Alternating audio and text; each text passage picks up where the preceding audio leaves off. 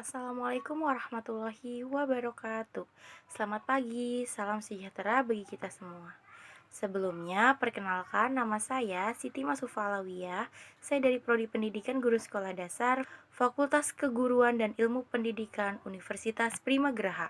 Di sini saya akan menjelaskan materi tentang panca indera. Panca indera adalah alat tubuh yang berguna untuk mengetahui keadaan luar tubuh. Panca indera ada 5, yaitu indera penglihat, indera pendengar, indera pencium atau pembau, indera pengecap, dan indera peraba. 1. Indera penglihat. Mata adalah indera penglihat. Mata berfungsi untuk menerima rangsangan berupa cahaya.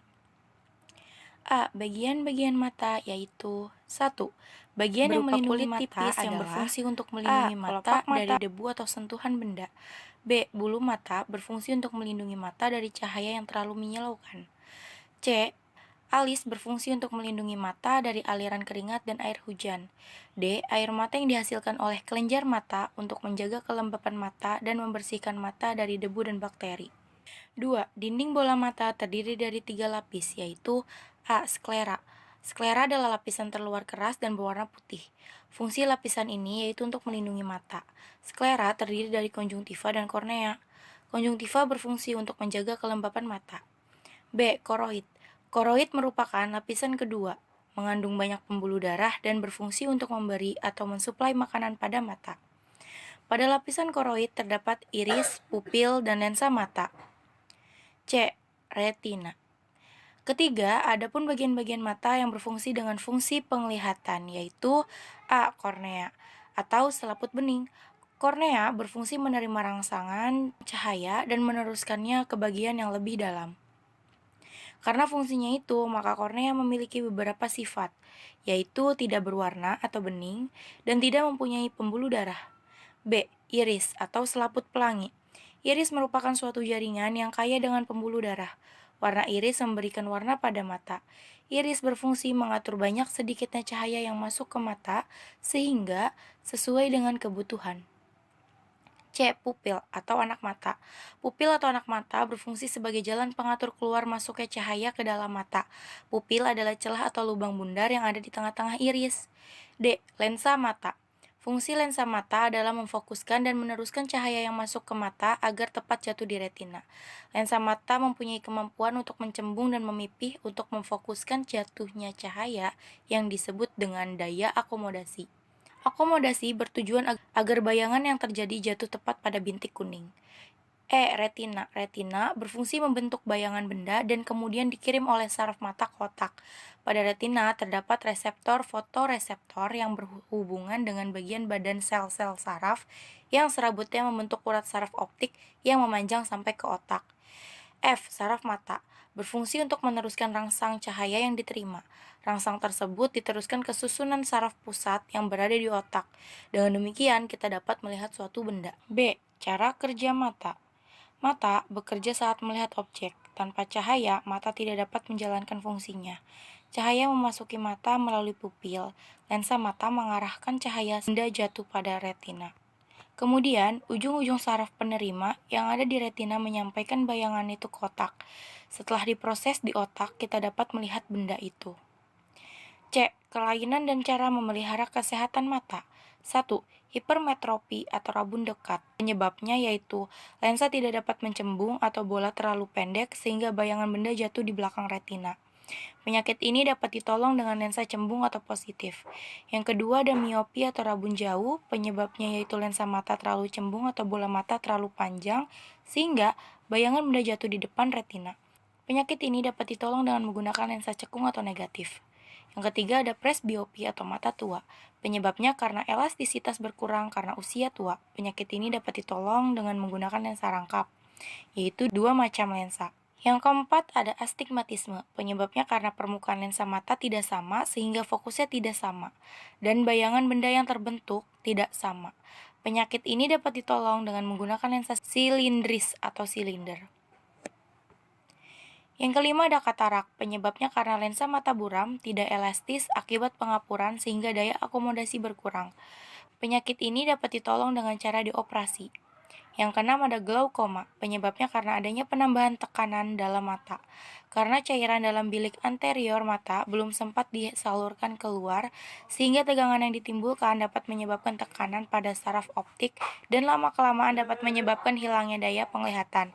Penyakit ini dapat ditolong dengan mengonsumsi obat-obatan atau dengan operasi yang menggunakan laser. D. Kelainan pada mata dapat dicegah dengan melakukan hal-hal berikut. 1. Makan makanan yang mengandung vitamin A. 2. Menjaga kebersihan mata agar mata tidak kemasukan kotoran. 3. Membiasakan membaca buku dengan jarak 30 cm dengan penerangan yang cukup. 4. Tidak membaca buku atau menonton televisi sambil berbaring atau tiduran. Yang kelima, segera memeriksakan diri ke dokter mata apabila mata tidak mampu melihat dengan baik. Yang kedua, indera pendengar. Telinga merupakan alat pendengar dan alat keseimbangan.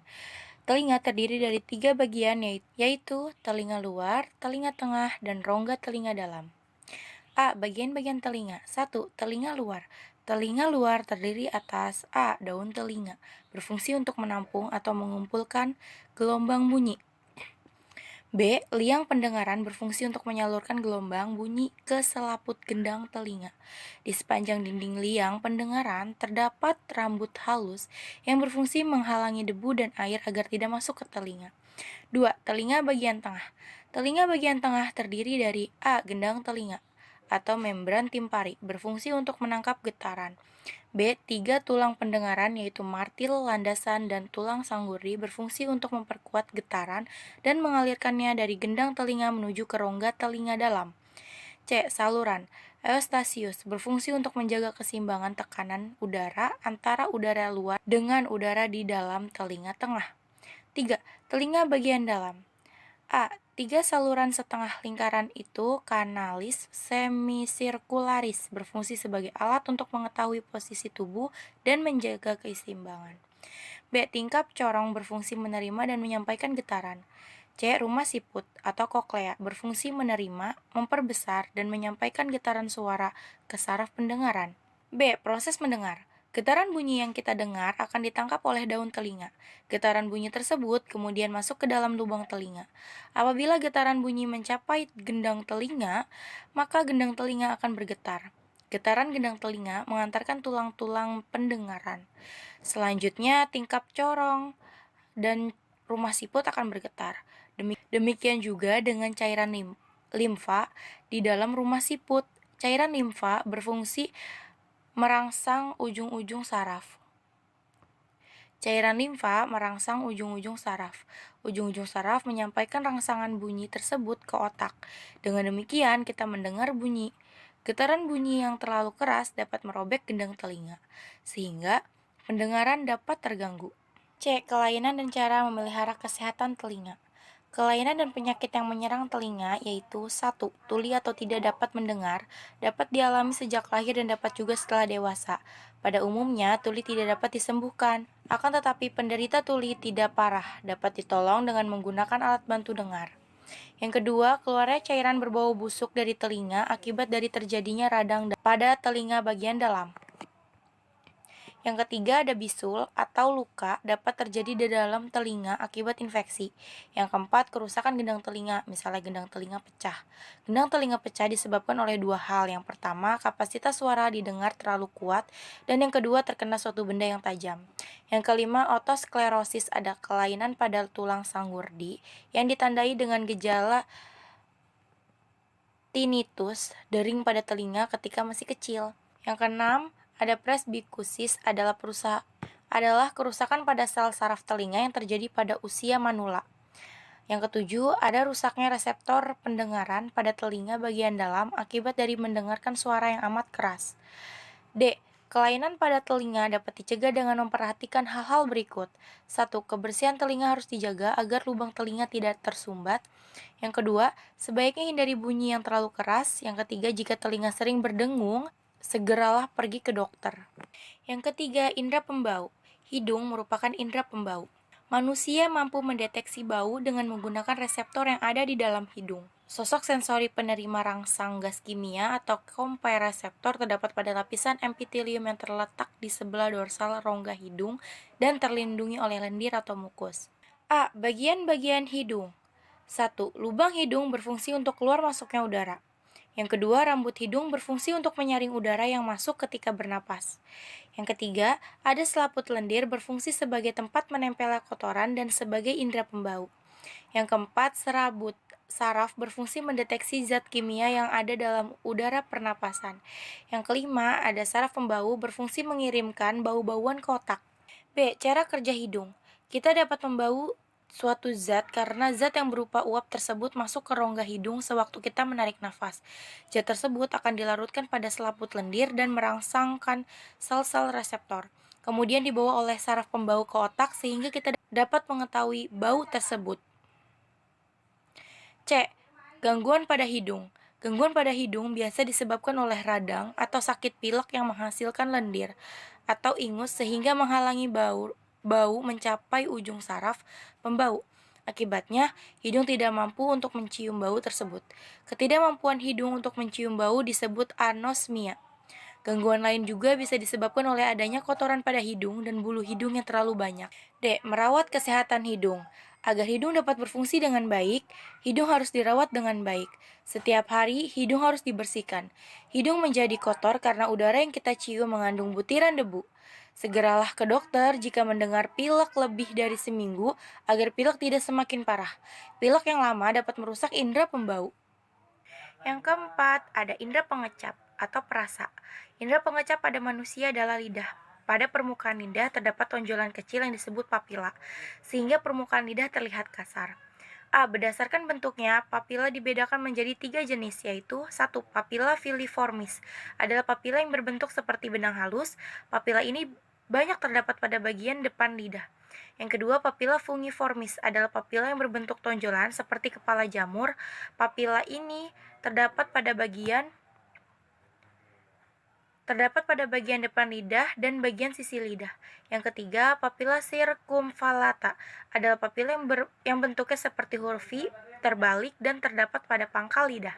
B. Cara kerja lidah. Rangsangan yang diterima indera pengecap berupa larutan zat berasa. Larutan ini akan diterima oleh reseptor pengecap, yaitu papila yang terdapat di dalam lidah. Dalam papila terdapat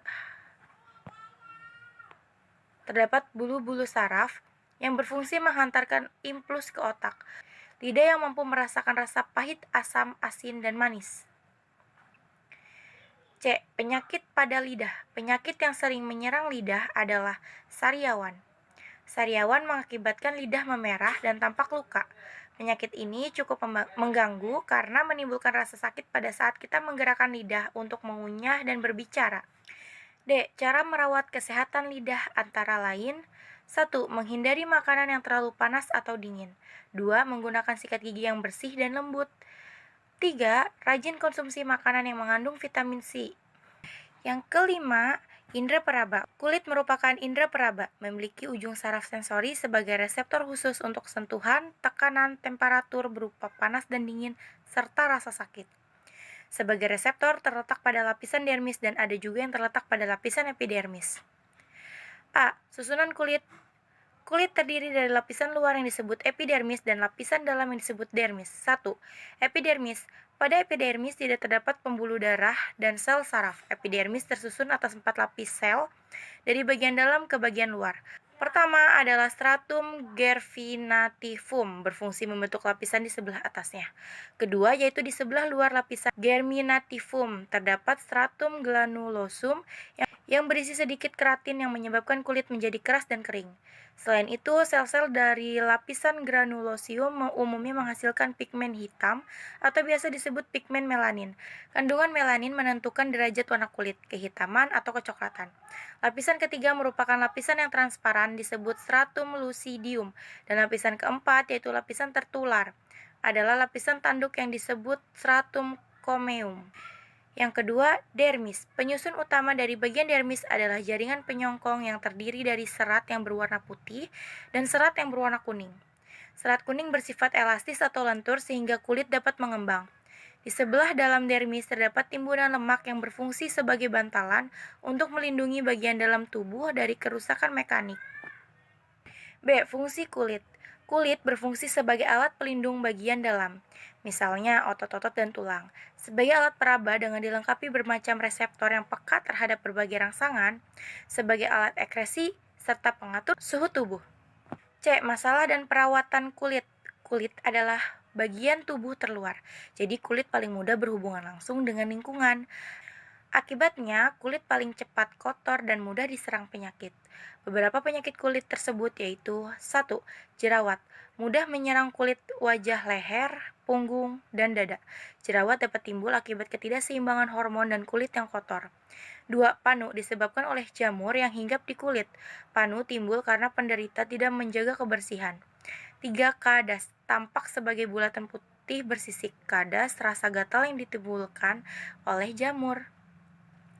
D. Cara merawat kesehatan kulit. Kulit merupakan bagian tubuh yang mudah dihinggapi jamur dan kotoran lain. Oleh karena itu, jagalah kebersihan kulitmu dengan cara 1. Mandilah 2 kali sehari. 2. Cucilah wajah, kaki, dan tangan sebelum tidur.